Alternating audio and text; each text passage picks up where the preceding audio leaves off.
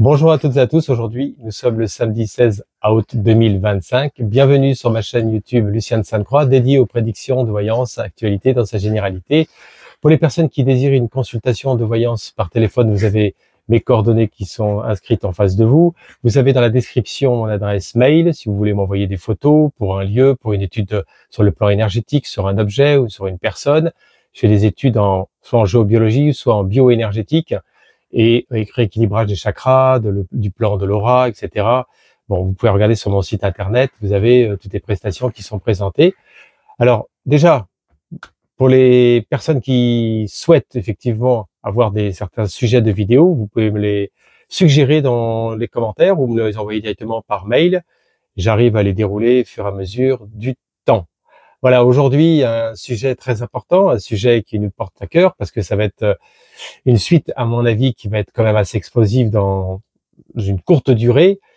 Que s'est-il passé donc hier, on va dire ce grand colloque qui est juste un duo magnifique, deux grandes personnalités mondiales qui se sont rencontrées en Alaska. On va regarder dans les profondeurs de la voyance, voir quelles sont les informations. Qu'est-ce que nous donnent les oracles par rapport à ce qui s'est passé hier? Bon, au niveau médiatique, il n'y a pas eu grand-chose qui ont été vraiment révélées, mais on va regarder justement sur le plan implicite. À savoir qu'évidemment, le plan implicite, si vous voulez, c'est le plan de l'invisible. C'est ça. C'est pour ça que le médium, lui, il va regarder dans les profondeurs du monde implicite. Et le monde explicite, c'est le monde des choses. Ça, c'est le monde que vous voyez, que vous percevez lorsque vous écoutez les informations, la radio, la télé ou les journaux. Vous avez le monde des choses. Mais ça ne reflète pas complètement les profondeurs véritablement du côté, on va dire, vrai. Voilà.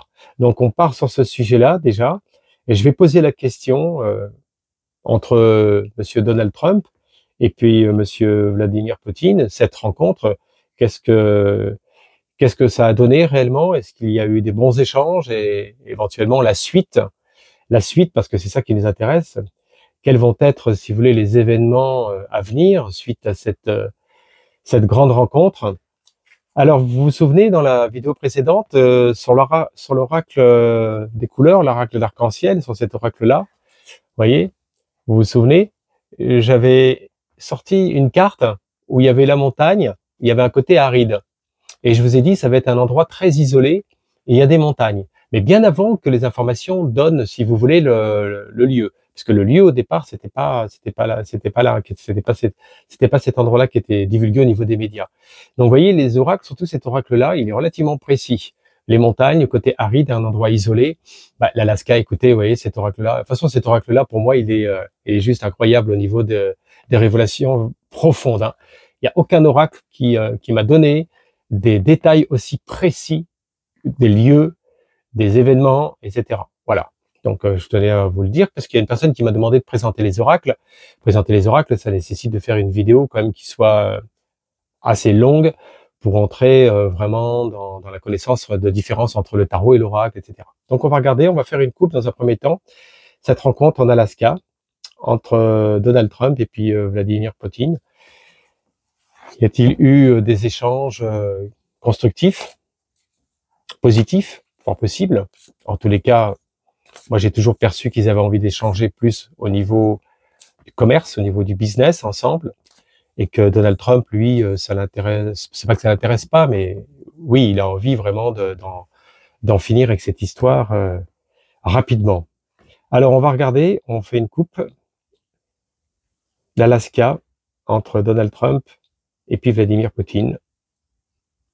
Là, je fais avec les tablettes pour avoir des... Voilà, très bien. Écoutez, cet oracle-là, il est aussi formidable. C'est un tarot qui donne les significations dans les profondeurs. Et là, vous avez la justice, le 8, l'infini, la Insof, l'équilibre, l'ordre des choses, le glaive là qui nous signifie le côté tranchant. Voyez. Donc là, vous avez la justice. Donc, qu'est-ce qu'on nous signifie déjà dans le monde implicite, dans le monde de la profondeur que vous n'entendrez pas au niveau des médias, que je vous divulgue aujourd'hui? Pour moi, ce que je perçois, c'est que Donald Trump, lui, il est rentré dans le côté profond des choses en donnant des informations à Vladimir Poutine sur tout ce qui est lié au niveau de certaines sanctions. Vous savez qu'on en était à je sais plus combien de packs, je crois que 18 ou 18e pack, donc c'était énorme, de sanctions. Et là, quand on parle de ça, c'est justement la possibilité justement d'effacer tout cela et puis de repartir sur un tableau tout neuf et d'apporter justement de nouvelles propositions de décisions sur le plan de la justice. Donc la justice, c'est pas rien, c'est l'ordre des choses sur le plan juridique, sur le plan du business, sur le plan, on va dire, que ça puisse se concaténer entre les deux pays et qu'il n'y ait pas de divergence. La justice, elle peut avoir une signification très rapide là, telle qu'elle est positionnée dans la coupe. On la voit en force en présence avec à côté. Oh, j'en étais avant de sortir ça, j'en étais sûr. Bah, écoutez, voilà, c'est-à-dire que qu'est-ce qu'on nous montre? On nous montre qu'est-ce qui se produit. Il se produit que c'est vrai que Vladimir Poutine a été relativement bafoué, il y a eu relativement beaucoup de sanctions, ça il faut le reconnaître, et ça l'a en quelque sorte quand même enchaîné. Donc cette justice-là, pour moi, va permettre d'obtenir une certaine libération aussi d'échanges. Et le diable, positionné à côté de la justice, le diable c'est le commerce. Vous voyez, c'est tout ce qui est lié à l'argent, tout ce qui est lié au commerce, tout ce qui est lié, si vous voulez, au monde des choses et au monde matériel. Donc ce sont des décisions quand même qui ont été, enfin des décisions, disons des discussions qui ont été dans les profondeurs de la finance et des échanges très très importants dont on ignore vraiment tout. Et l'Alaska, c'est pas rien, c'est un endroit quand même qui sur le plan énergétique qui est particulier. C'est le retrait quand même, c'est l'autre bout du monde, c'est l'isolement. Il y a rien là-bas en Alaska. Vous êtes d'accord? Donc pourquoi pas la possibilité d'exploiter quelque chose en commun en Alaska entre ces deux pays, entre les États-Unis et la Russie. C'est ça qu'on nous donne. Moi, je le perçois. Alors, je fais l'interprétation aussi en voyance directe, hein, aussi avec vous. Hein. Ces deux positions-là, quand vous voyez le 15 et le 8 comme ça, c'est vraiment lié quand même à des échanges, lever des sanctions, des échanges de business. On peut trouver des accords ensemble. Tout ça, c'est clair. Bon, vous allez me dire, c'est vrai que ça va peut-être pas tout arranger parce que évidemment, il faut que de l'autre côté, après, ça puisse être en accord avec l'Ukraine, avec le président Zelensky. Donc ça, c'est encore autre chose. Mais là, déjà, on va rester sur ce sujet aujourd'hui entre les deux parties en Alaska. Donc voilà déjà ce qu'on nous a donné déjà dans la coupe. Hein. La coupe est intéressante. Hein. Alors elle n'est pas, vous allez me dire, elle n'est pas orientée sur quelque chose qui nous signifie vraiment les échanges de cesser le feu. Vous voyez, j'ai l'impression qu'ils ont, moi ce qu'on me donne dans la voyance, c'est qu'ils ont parlé beaucoup pour eux, entre eux, de leur propre pays, de ce qu'ils peuvent faire aussi ensemble. Bon, ils ont pas, pour l'instant, moi c'est ce que je perçois. Hein. Il n'y a pas eu que ça, bien sûr, parce qu'ils sont restés au moins 3 heures, 2 heures ou 3 heures, enfin ils sont restés longtemps. Donc on va rester concentré sur l'Alaska, cette rencontre importante entre Vladimir Poutine et Donald Trump.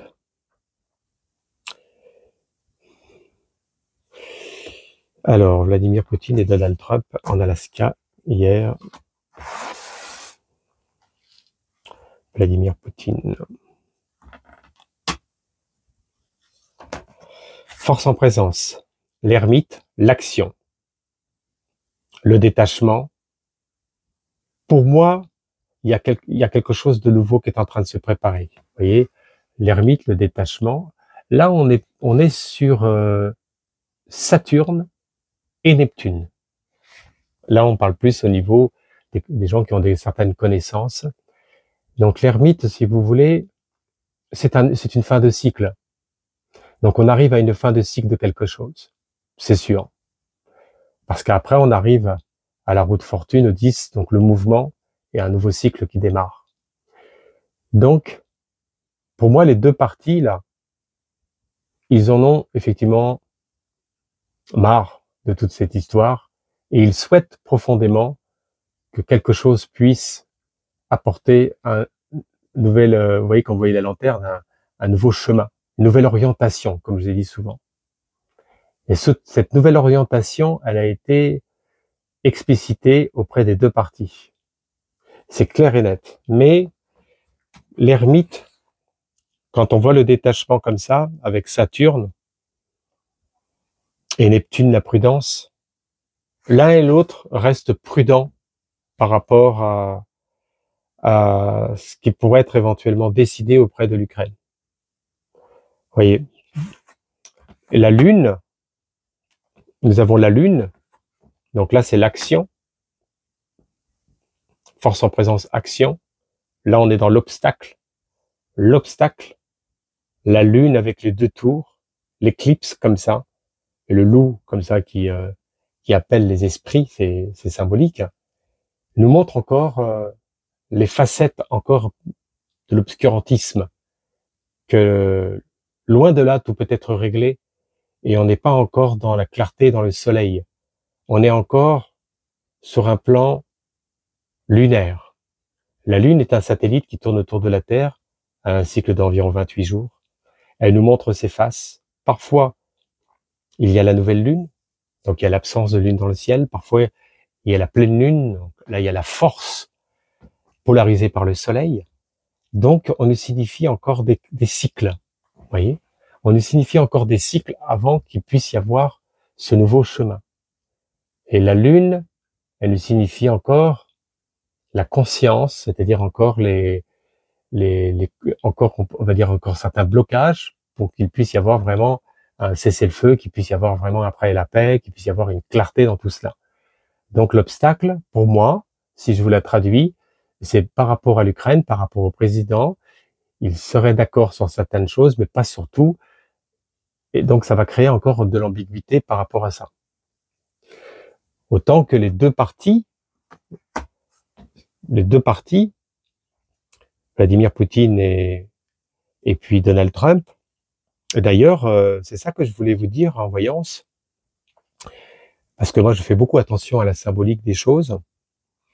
Vous avez pu remarquer que Donald Trump a une couleur rouge assez flash quand même. Et elle est très longue, sa cravate.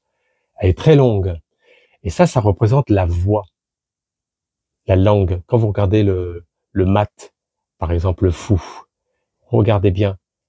Pour les personnes qui connaissent aussi l'hôtel L'Allemand à Bourges, etc., vous allez comprendre de quoi je parle, cette grande langue, cette voix. Donc, on voit que c'est quelqu'un qui a dans son tracé de très grandes ambitions. Alors que Vladimir Poutine a changé de couleur de cravate. Là, il avait plus une cravate couleur bordeaux, rouge bordeaux. Vous voyez? Et cette couleur rouge bordeaux, elle n'est pas anodine.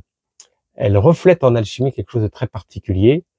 Elle reflète la conscience spirituelle, quelque chose qui puisse s'ouvrir et s'éveiller pour éventuellement un accord probable et possible.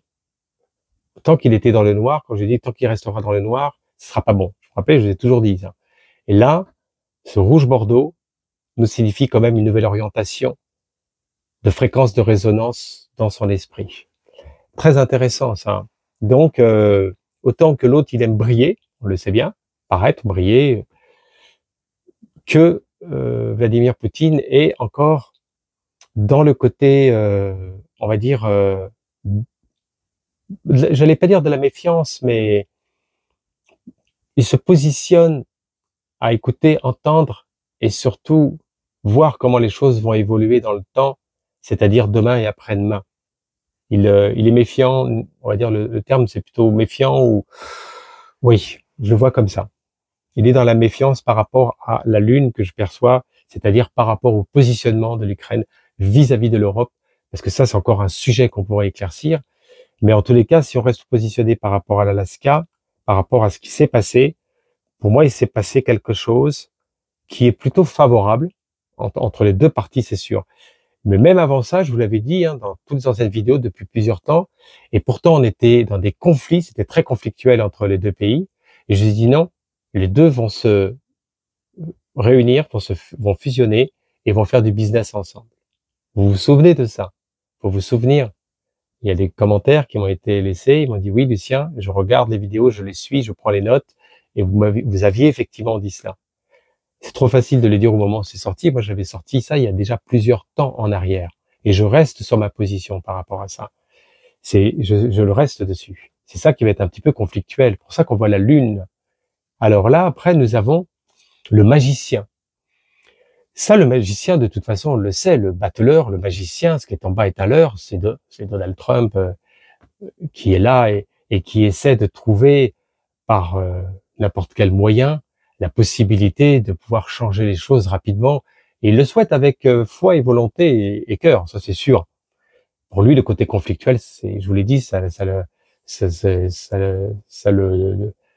le met en porte-à-faux par rapport à tout ce qu'il a envie de réaliser. Donc, nous avons le battleur. Donc, le magicien, lui, il réunit tous les éléments sur la table pour œuvrer. Mais pour cela, il faut qu'il ait tous les éléments sur la table, de manière à pouvoir transmettre une énergie qui soit collective. Et là, il est encore dans les préparatifs. Donc, on voit que il joue encore de sa rhétorique, il joue de toutes les possibilités de stratégie, mais il n'est pas encore, si vous voulez, mature d'une certaine manière. C'est pas encore mature tout cela. Et en résultat, nous avons le jugement, la nouvelle, l'annonciation qui va s'effectuer rapidement. Et pour moi, l'annonciation va se faire par rapport à, je parle pas là de ce qu'ils ont dit l'un et l'autre, il va y avoir d'autres annonciations, mais Vladimir Poutine va annoncer que lui, de son côté, souhaite s'entretenir, bien sûr, avec le président Zelensky, mais qu'il va se positionner d'une certaine manière à être quand même, ça va être assez conflictuel. Vous voyez, autant que là, c'était fluide, là, ça va être assez conflictuel. Donc, concrètement, par rapport à l'Alaska, et là, ce qu'il en résulte, il va y avoir une grande nouvelle qui va être annoncée et qui va être révélée rapidement. Des concessions de la part de la Russie, oui, j'en perçois, mais pas à la hauteur des attentes de Zelensky et puis de la France et des pays de l'Europe. Donc, aïe, il y a anguille sous roche, comme on dit, dans la finalité des choses. Mais en tous les cas, par rapport à ce qui s'est produit en Alaska, il s'est produit un déclic. Mais de toute façon, les deux personnages, ils s'aiment bien, ils sont différents l'un et l'autre, mais ils ont les mêmes ambitions et ils ont les mêmes valeurs, les mêmes attachements à l'héritage, comme je dis souvent. Et ça, quoi qu'on dise, quoi qu'on fasse, il n'y a qu'une seule chose qui pourra les diviser, c'est la fin de quelque chose, comme je vous l'ai dit depuis plusieurs vidéos. Donc là, sur le jugement, nous avons l'annonciation, la nouvelle. Moi, je l'aperçois pas négative, cette nouvelle, mais je l'aperçois contradictoire. La nouvelle est l'entendement entre les deux parties, les deux présidents Donald Trump et Vladimir Poutine, et puis de l'autre côté, une certaine division par rapport à l'Ukraine qui s'oppose encore à beaucoup de choses pour que ça puisse être mis à plat. Les 4 paramètres, vous les connaissez, je vous les ai dit la première fois, que exige Vladimir Poutine, enfin exige, demander, c'est la levée des sanctions, que Zelensky ne soit plus officiellement, donc le président, il n'y est plus officiellement, il est officieusement, déjà ça en fait 2, qu'il ne fasse pas partie de l'OTAN, ça fait 3, et le 4e, que la plupart des territoires, la Crimée, le Donbass et d'autres territoires, appartiennent à la Russie. Donc, il faut que tout ça, ça puisse être à plat, et c'est ça qui me pose de l'ambiguïté. C'est ça qui pose de l'ambiguïté, qui va être difficile dans la négociation. Donc là, quand on voit l'arbitre, qu'est-ce qui s'est passé? C'est qu'en fait, Donald Trump, lui, il a dit que de son côté, il allait faire le nécessaire et que c'est possible qu'il puisse garder certains territoires, mais il lui dit, écoute, par rapport à ça, tu lâches le truc, et puis on en arrête là avec cette histoire-là. Bon, c'est ce qui s'est dit un peu en gros, hein. Puis après, on fait du business, et puis on forme un triangle, et puis faut reconstruire tout le pays de l'Ukraine aussi. Donc, vous voyez, il y a encore un sacré chantier qui va nécessiter des dégagements de milliards. Donc, il y a l'anticipation de beaucoup de choses qui sont en cours. Mais moi, je perçois quand même que il va y avoir cette annonciation, ce jugement, et que le plus gros, on va dire le plus gros sujet dans l'avenir, dans le temps, ça sera pas entre l'Ukraine et puis la Russie. À un moment donné, ça va s'effacer, enfin, ça va se régler d'une certaine manière, mais ça, c'est pas dans les profondeurs du monde implicite que je perçois encore autre chose qui est en mouvance, plus au Moyen-Orient, etc. Donc là, pour moi, dans le résultat du jugement, on est bien positionné. Vous voyez, l'annonciation, c'est que de toutes les manières, Poutine ne lâchera pas certains sujets que je vous ai énumérés, et le président ukrainien, bah lui, il est entre deux chaises. Donc, il sera prêt à lâcher certaines choses, mais on en est loin quand même de tout ce qui doit être quand même lâché. Donc, quand on voit la Lune comme ça, si vous voulez, c'est aussi un peu l'état de fatigue de cette histoire-là au niveau du peuple ukrainien, même aussi au niveau de la Russie. Ils arrivent à bout du truc. Hein. Donc, je vois pas comment dans ma voyance, si vous voulez, ça pourrait continuer dans le temps sur le plan conflictuel, hormis les pays européens qui...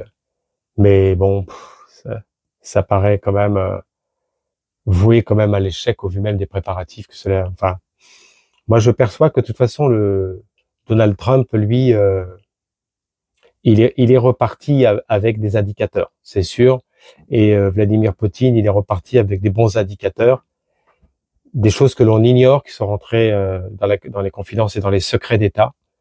Et je vous dis, pour moi, ce qui est rentré vraiment dans les profondeurs des secrets d'État, c'est que Donald Trump fera le nécessaire pour faire plier effectivement Zelensky. Il fera le nécessaire. En tous les cas, il fera le nécessaire. Mais à sa manière, vous savez comment il fonctionne aussi. Des fois, ça peut être un peu par coup de marteau, un peu par force, et toujours pour exercer ce pouvoir de force. Hein. Voilà. Donc pour moi, cette grande réunion hein, entre les deux grands pays du monde, ben écoutez, il y a eu quand même des discussions dans les profondeurs quand même du business. Et c'est pas inintéressant. Voilà. On va voir sur une dernière carte, hein, qu'est-ce que nous donnent les oracles par rapport à la suite.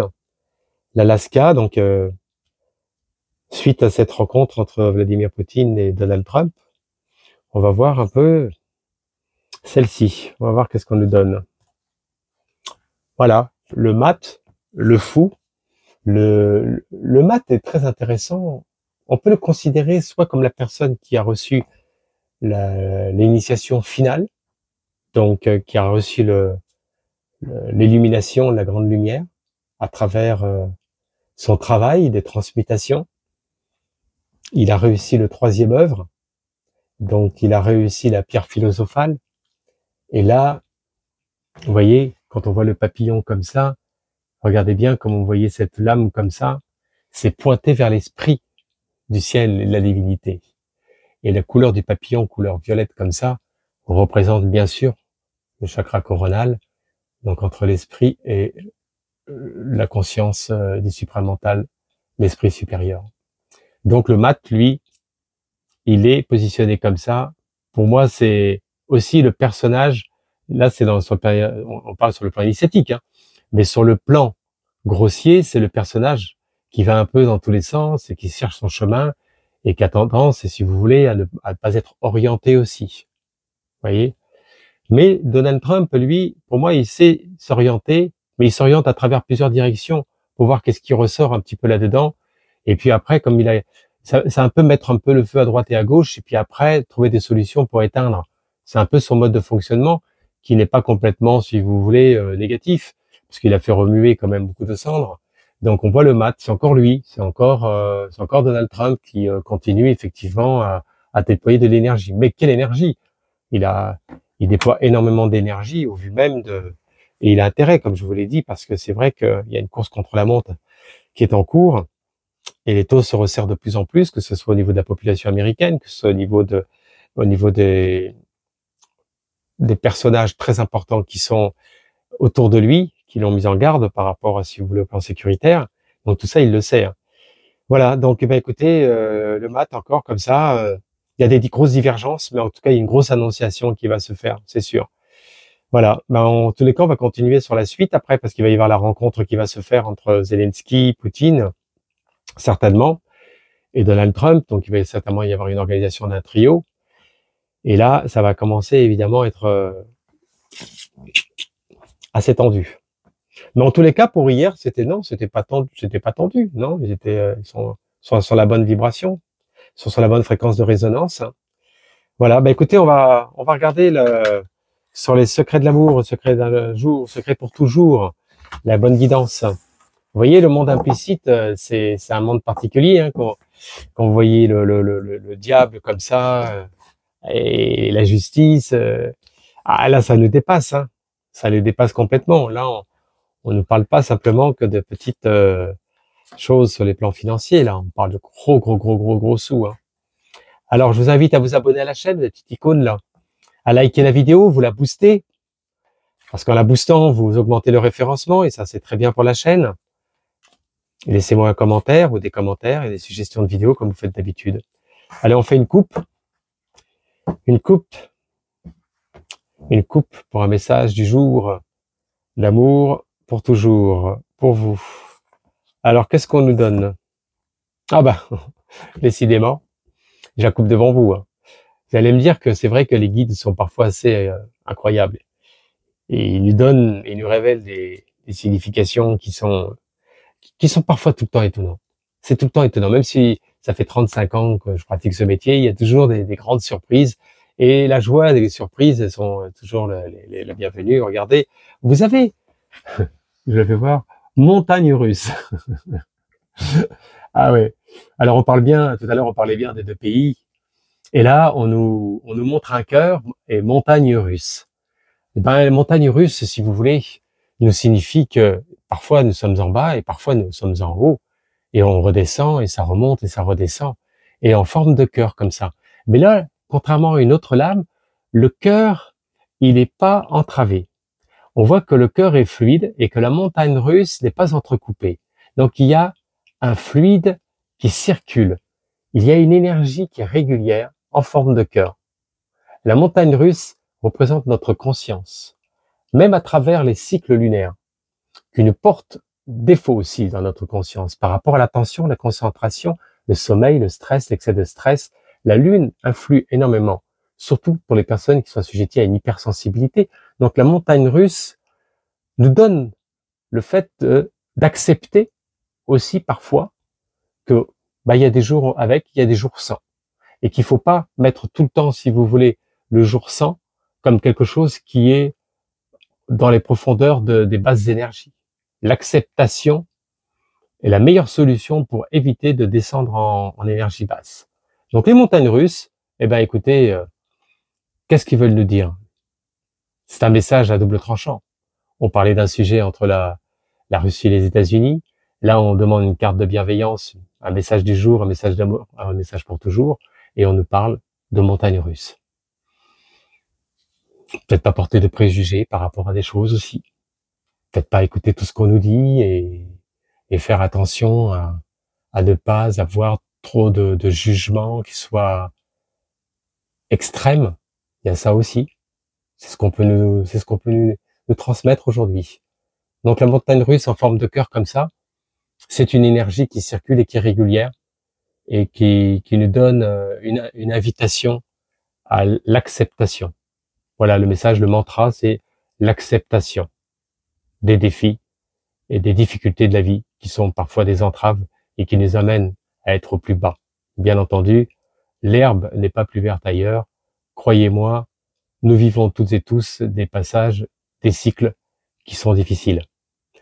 Bah écoutez, montagne russe, hein, voilà, bah écoutez, hein, restez dans cette énergie, c'est très rayonnant, vous voyez, c'est très solaire. Le soleil qui nous apporte cet élément feu et qui nous donne sur le plan émotionnel la possibilité de se régénérer à condition de ne pas sortir au mauvais moment et au mauvais endroit. Parce que le soleil peut brûler. Donc le lever du soleil est toujours bon, le coucher du soleil est toujours bon, mais entre midi et 16 heures, aller en plein cagnard, là vous risquez de vous brûler. C'est très symbolique ce que je vous dis là, mais ça montre aussi qu'il faut pas aller n'importe où et n'importe quand dans des endroits qui peuvent vous mettre, si vous êtes dans des situations d'ambiguïté. Voilà. Eh bien, écoutez, moi, ça m'a fait plaisir aujourd'hui de vous parler. J'espère que vous êtes tous en bonne santé, que tout va bien, que vous êtes au top et que vous passez, pour les personnes qui sont en vacances, vous passez de bonnes vacances. Moi, je suis pas en vacances. Vous pouvez me consulter par téléphone. Vous avez mes coordonnées pour une consultation dans tous les domaines, pas que simplement sur le plan de la géopolitique ou les actualités. Moi, sur le plan de la généralité, je fais des oracles sur le plan affectif, sur le plan des déménagements, professionnels, tous les sujets, j'aborde tous les sujets. Voilà. Je vous remercie à toutes et à tous et je vous souhaite une bonne fin de journée. Au revoir, merci.